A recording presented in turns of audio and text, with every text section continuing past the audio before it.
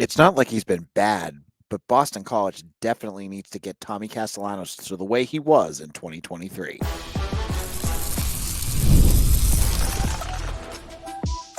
You are Locked On Boston College, your daily podcast on the Boston College Eagles. Part of the Locked On Podcast Network, your team every day. Hello, everyone, and welcome. This is Locked On Boston College, your team every day. I'm your host, AJ Black. Today's episode is brought to you by FanDuel. Place your first $5 bet, and you'll get started with $200 in bonus bets guaranteed. Visit FanDuel.com to get yourself started. All right. We are now in bye week, and that does not mean things are slowing down here at Locked On BC. We still have a lot to talk about. And today, we have three big topics. We're going to look at Thomas Castellanos and one big issue that I've seen with him and I want to see get fixed. We're also going to look at two commitments for the football program, and I'm going to open up the old mailbag for our Eagles nesters who have all been throwing up questions to us. So let's get this thing kicked off with our opening discussion. Thomas Castellanos. So I want to first off say that I don't think that Thomas Castellanos has been bad. Was he bad against Virginia? As Mitch said, probably not until that second half when he had three turnovers. But he started the game off 11 for 11 and was really good in getting that ball downfield. But there's been a piece of his game that has been missing for a big majority of the season, and that's his ability to run the football. And I don't know what's going on here. Is it a scheme thing? Is it an injury thing? Is it something that's going on schematically? I'm not sure what it is, but the fact that he's gone from last year when Castellanos had over 5 yards per carry to this year when he is averaging just over a yard a carry. That's a big, big discrepancy there. You have now lost. He's down to 1.94 yards per carry. You have now lost one of your biggest weapons by basically whatever's going on, not having him do what he did last year. That, going into the season, I think what we were all looking at was that Bill O'Brien and the staff were going to, he kept saying, the quote from the summer practice, was Thomas Castellanos is the most improved player. He's done a complete 180. Up until last game, he hadn't made a ton of mistakes. That's good. I mean, in Missouri, he had a few, but that was Missouri. And he's been okay otherwise, right? But we still haven't seen the explosiveness out of him. Whatever they've done to change him or whatever's going on with him, the explosiveness with his legs seems to have completely vanished. How many times have we watched him roll out and instead of just going and getting 6-7 yards or getting an explosive out of it, instead trying to throw it down the field. And in some of those cases, he gets chased down. Some of those times he gets, we just saw him get hit and lose the ball in a fumble on Saturday. That should not be happening. And I don't know how the coaching staff is going to address this, but I honestly think that Thomas Castellanos is more effective the way he was last year. You've taught him how to read defenses, which is great. That's good. That in itself should help him minimize turnovers and all that good stuff. But honestly, the way he ran this offense last year, I mean, I think honestly would be a better fit for what BC needs to do right now. Read or two, boom, gone. His check down should be his legs every time. He should not be hesitating.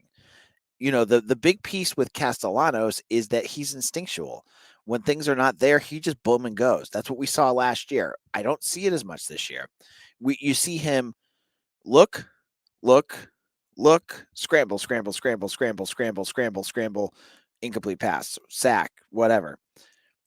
That's got to be cleaned up. They got to figure out a way to get that going. And it really should be if he's bootlegging out, take the 5 yards. Take that.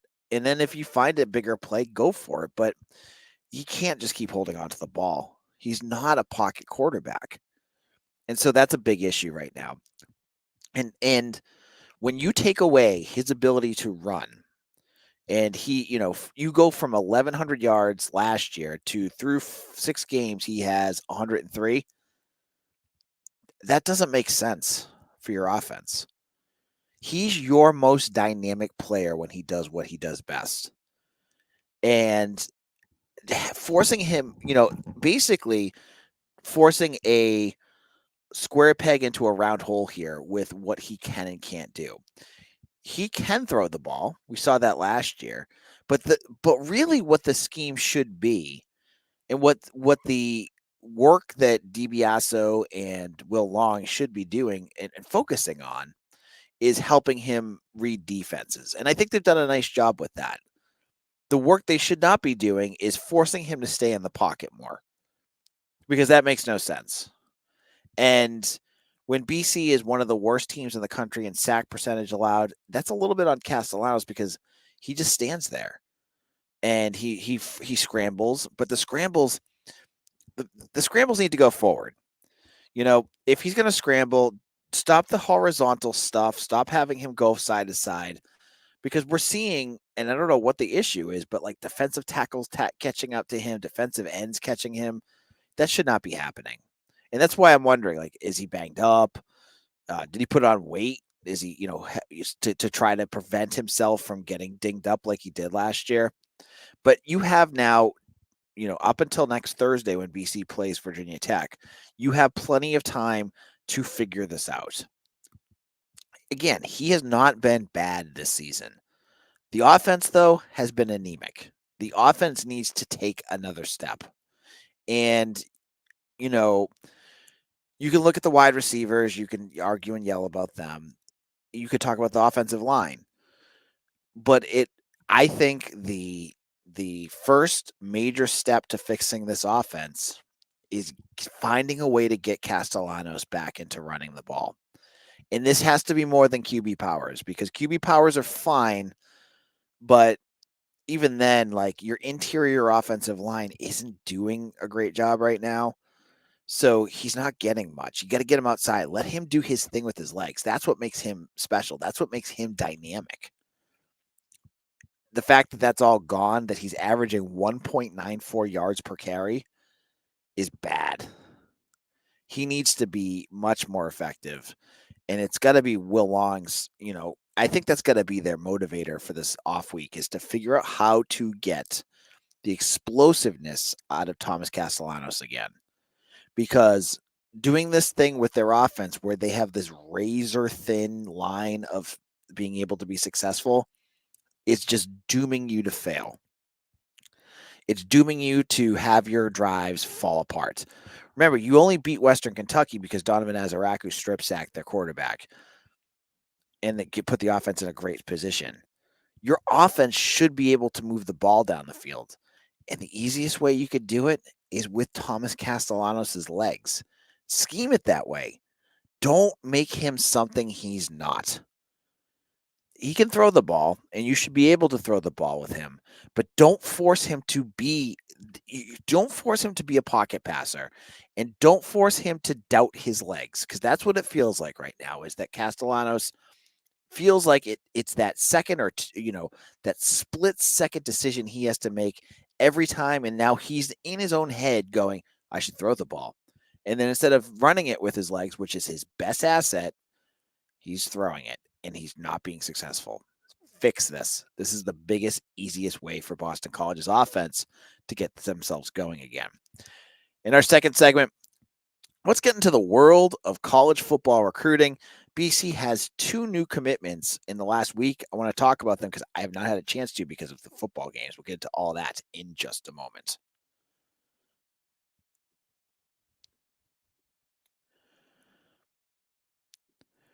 All right, Boston College fans, it's time for the Roy Player of the Week. The Roy app lets you directly support your favorite athletes. Unlike collectives where you make a donation to a general fund, Roy lets you choose the specific athlete you want to support. You back the players you care about, and in return, get exclusive content after the season, like personal videos and updates. And the best part, it's risk-free. If the athlete transfers or you don't like or doesn't create the content, you get your money back. This week, I'm choosing Jaden Skeet for his 6 catches, 58 yards, and 1 touchdown in this game. It was tough to pick a player when a team plays this poorly, but I thought Jaden Skeet had a pretty good game, and I'm going to pick him for that. I've just contributed $100 to his campaign on Roy and want you to join me by making a payment as little as $10. When enough of us contribute, it's not just about the dollars, it's about the message we send to Jaden Skeet together. Our collective support helps him keep connected to our school. Plus, Roy is doing their part to bring fans closer to their schools and athletes with an exciting giveaway. Roy is giving one lucky fan 2 tickets to any game of their choice in November. Here's how to enter. Just download the Roy app in the App Store or Google Play. Use code LOCKEDON when signing up, and you're already entered. Already on Roy, make a payment to any athlete's campaign, and you'll automatically be entered. No purchase necessary. Void where prohibited. Join Roy.com for official rules. Download Roy and try it out. There's no subscription, no recurring fees, and as little as $10 you can get in the NIL game. Roy, support the players, change the game. This is Locked On Boston College, AJ Black, and we're talking a little bit, we're switching things up here. We're in a bye week, and there's little things around the program I think that's worth talking about. The first thing that needs to be talked about is recruiting. Now, during the season, it's very common for BC football to have large, quiet portions of the schedule for recruiting because usually what the coaching staff does, and it could be Hafley, it could be Adazio, it clearly seems like the same way with Bill O'Brien, that they like to have most of their class done by the kickoff of the first game. They had 25 recruits already committed at that point. It seemed like that was the case, right?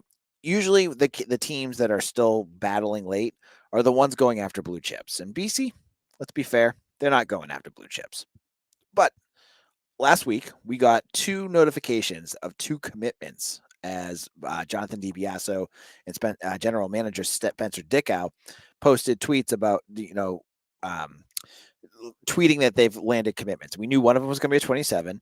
We also knew both of them were localish. The first one that committed was Mason Leak, a 26 defensive end / outside linebacker, so an outside edge from Bacon Academy. And I hope it's a Bacon Academy. Like, I hope this academy is just, filled with bacon because that sounds amazing. And it's a joke, so don't tell me that I'm being stupid because I'm just having fun. I know it's not about bacon. But Mason Leak, a physical 6'4" defensive end. He had no other major offers, but had interest from Syracuse and UConn. He's from Connecticut. He looks and sounds like the part of a guy that would be a great developmental defensive end for BC. He's, a junior, looks jacked. And I think if you watch his film, it's interesting to watch. I know that there's been some interest, and I've heard a lot from some scout nicks out there that this is a kid that is a really good one to kind of catch, early in case he blows up. So first one in the books. The second commitment that came down the pike came down on Monday night, as right before I was recording this. And that was the commitment from 27 safety, Jackson Tucker. So he's a sophomore. Now, if you heard the name Tucker, you know who his brother is. It's Max Tucker, the starting cornerback. Now, Jackson goes to Catholic Memorial.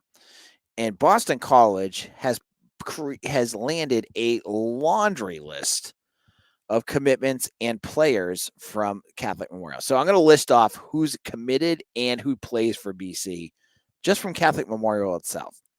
Jaden Skeet, who I just talked about with Roy, wide receiver. Cornerback, Max Tucker. Running back, Day Jones. Linebacker, Owen McDowell.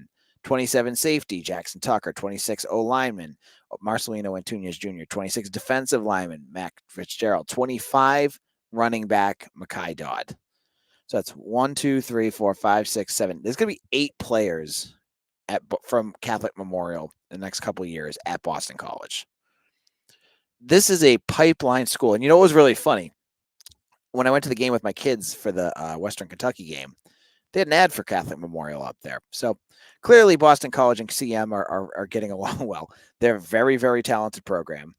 And, I think this is a great chance for BC to do that. Now, why are they so connected? Well, their head coach is John DiBiaso. That's Dibs, Jonathan DiBiaso's dad. a legendary Massachusetts head coach. So BC has a connection with that school from staff to staff. So are these great gets for BC? No, but they're two more locals. And I know BC really wants to get the guys local that they want to keep here and keep them here. And they did that with these two guys. So Jackson Tucker's a safety. Again, he had some interest from some local schools too, like Syracuse and things like that. But you identify a guy who's only a sophomore, you get him now. And you know the family, he's a legacy. That's great. So this was two commitments I really liked. And that's the first class of 2027 recruits for Boston College. And I think when you look at where BC is going, I think each class they're going to probably go for a handful of local kids. I don't think they're going to go for like a majority of local kids, and they shouldn't because you want to get the Power 5 level players from the area. And then the other kids, they're going to show interest, but you can't just fill your class with them. I think this is where they're going right now. Class of 26, they've already have 8 recruits already committed, so they're already making a lot of headway. I think they've already landed, when you're looking at the class of 26, there's probably 3 more local kids that I think they might consider. So there's Lanail Hall from Dexter Southfield. He's a national recruit. You have Marky Walbridge from St. Sebastian's, another offensive lineman. He's a national recruit. And then you have Merrick Ginn from Exeter Academy in New Hampshire, another all 3 are offensive linemen. And he's got a few offers, but you have a chance with all of them. U-Haul, his commitment's blowing up, but these are 3 other kids for that class of 26. But after that, what I see and what I hear is I think that's all BC will go for local kids. They've already landed most of the guys they wanted. So BC's picking and choosing, and they're just going to have to finalize the last 3 and see who they can grab from that group. Now, in our final segment, I'm going to wrap things up with some questions from our mailbag from our Eagles Nesters, our VIP text-based group that follow along with our show and to chat with me. We'll get into what they had to ask. I'll answer all of their questions in just a moment.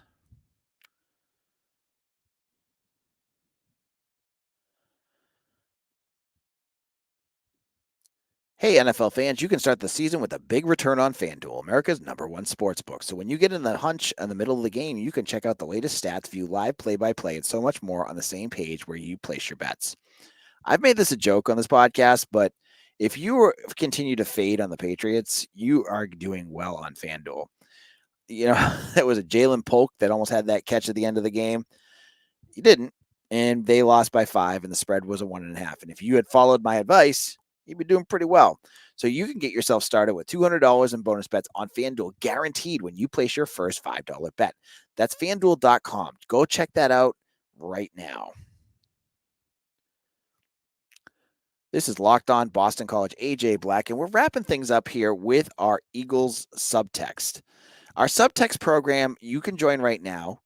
The code is Bill O'Brien Monster, and you can get videos from me. I send out videos constantly. I send out texts. I send out all sorts of good stuff. It's a great way to support the podcast. You get the first month free if you use the code Bill O'Brien Monster, but I want you to come on over and try out our Eagles Nest Subtext. So I'm going to tell you some of the questions. Here's a question, and I don't know the names of people because all I got is phone numbers. How healthy is the OL? What percentage of health is Tommy at now? When was the last time Boston College was ranked near at the bottom of field goal attempts, currently ranked 134th? Side note, UVA is ranked 11th. So I'll answer the questions I know. How healthy is the offensive line? I think they're sort of healthy. I don't really think they're in great shape. I mean, they're not, you don't have guys out, but watching Jude Bowry in the games the last couple of weeks, he comes out gingerly all the time. Logan Taylor in his latest press conference said he's completely healthy. That's good. Jack Conley's fine. Drew Kendall seems fine. Ozzy Trapillo's fine. So honestly, maybe I misspoke there. Jude Bowry is the only one I keep watching, but he's the best offensive lineman they have. He looks like he's hobbling a lot. And what percentage of health is Tommy at now? I don't know. with injuries, it's hard to tell. And we don't know what he got injured. I heard Bill O'Brien might have said concussion. But I don't know. I don't know what was going on. I'm not going to speculate. He physically looks okay. He looks a little slower. But I'm going to say he's probably about 80%. That's my guess at this point. Thank you for your question. All right. Question: is TC being too hesitant to take off and abandon the pass when nothing is open? Seems like he's keeping his eyes downfield too long instead of just tucking and running. Yes, that's exactly what's going on. I mean, I did a whole segment on this, and thank you for the 978 in the area code that sent that to me. Yeah, he's being way too hesitant, in my opinion. There's times when he's in the pocket, I feel like he's okay to throw the ball, and there's times when he's getting ready to throw that I feel like he's okay too. I just wished more than him throwing it that he actually took off more, because he's going to find more success that way. And what he needs to do more than throw the ball is minimize the hits. That's what the other piece I think he needs to do. So if your goal is to not get him hurt, have him run the sideline more. Don't have him, like, keep him from getting clocked. Have him slide, have him get out of bounds, that kind of stuff. That'll also keep him healthy instead of just having him throw the ball. So that's another thought there. Other things. All right, we gotta. What is the non-conference scheduling philosophy for the Blake James, Bill O'Brien era? 2 Power 4, 1 Group of 5, 1 FCS. Games are booked so far out in advance. I'm not sure we know the answer for them yet without asking. Yeah, we don't know. The only series that we've seen, I believe, under Blake James has been BYU. Alabama might have been them too. But I got to tell you, I'm not the biggest fan of putting in Power 5 teams that you have a very, very small chance of beating. Getting a fan base or a team that drives interest just to get them here to pace you does nothing for your program. I get yelled at all the time by some of our listeners, and maybe you're listening to this saying, AJ, shut up, that you're wrong. But I have no interest in playing Alabama or Ohio State, because there's multiple things that I think are bad. Other than, yes, you have interest to your team for that week, there's a majority of the case chance you're going to lose. And do not point out Vanderbilt to me, because that's like a 1 in a million chance that thing could happen again. You're playing against a team full of blue bloods that are way more talented and athletic than you are. The local media, yes, they'll pay more attention, but they're going to pay attention to you losing by 4 or 5 touchdowns. How's that helping your program? You're going to sell out. Yeah, you're going to probably sell out to a whole bunch of Bama fans who are going to pack your stadium in their red and white and make it an away game. Again, I ask you, how does that help you out at all? You're going to add basically you're adding an automatic loss to your schedule every year when you already play an ACC schedule. How does that help you? Yeah, you want to play with the big boys, but scheduling a blue blood does not make you better. It's stupid. And most times the teams that end up facing, like, there's teams constantly that play these games. Look at what's happened with Wake Forest and Ole Miss. Wake Forest got embarrassed. And then Dave Clawson was basically like, yeah, we're not doing that again. There's value to not having to do that. BYU is a perfect team to play against. Scheduling teams like Michigan State, Mizzou, that's better value, because you could beat those teams. You beat Michigan State. You beat Missouri a couple years ago. You beat BYU the last 2 times, and I think you could still beat them again. But playing these uber blue bloods makes no sense, because I forget what year it is, but I believe there's a season coming up that BC is going to have like Notre Dame and Ohio State. So think of that. Think of this for a second. You're playing your season with BC, who's going to have a recruiting ranking. And believe me, as much as you want to think I wear maroon and gold glasses, they're not going to have a top 10 recruiting class to go against these schools. So if you play Notre Dame and Ohio State, and you don't know your conference schedule yet, you could potentially get Florida State and Clemson, or Florida State and Miami. That's 4 losses, basically, and you could win one of them. But 4 games already before you even step on the field that you're going to be major underdogs in. That's going to be a miserable season. Why would you do that to yourself? So I hope that's not what they're looking at. I hope that they're looking at teams, there's teams that you can play that are in your wheelhouse, whether, it's a mid-level Big Ten team like Minnesota or Northwestern or something like that. I think that's going to be a better fit bang for your buck. And I hope that they add that and then add in group of 5 schools and FCS. And you need to play your FCS schools. Sorry, you just do. I know you guys don't like it, but you got to play them. Everyone else is doing it. You don't need to be the snooty person that doesn't do it. So great question right there. All right. Do you think that Bill O'Brien and his staff have the ability to pivot their coaching philosophy to best suit their players' talents? Tommy Castellanos. He's not Bill O'Brien's type of quarterback, but he's too dynamic to stifle his running tendencies. So we talked a little bit about Castellanos earlier. Do I think that O'Brien will change it? I don't. I think he might be stubborn. I think that might be something that we might see with Bill O'Brien. But I also think he will understand now seeing things. He's got to make a change. That he's got to be able to adjust the offense a little bit because he's seen enough to know that it hasn't been working. So I think they will adapt. I think that, I think he's not against Castellanos running. We've seen him run. It's going to be a slight tweak about how he's kind of helped Castellanos figure out what to do when things aren't working. So I think that tweak is in his ability. Now, I'd say this, you kind of mentioned in the question. I really don't think we'll ever see another quarterback with the set of skills that Thomas Castellanos has coming here, because you're right. He's not the type of quarterback that Bill O'Brien likes. You look at the quarterbacks that he's already got recruited, Shaker Reisig and Corinne Berry. Both Berry is more mobile, but neither guy is anything like Castellanos in that sense. He wants guys that can throw it. And so that's going to be something worth watching as well. And then our final question, what are the biggest changes that need to be made during the bye week? So Mitch and I have been talking about this. The one thing that I would look at is your right guard position.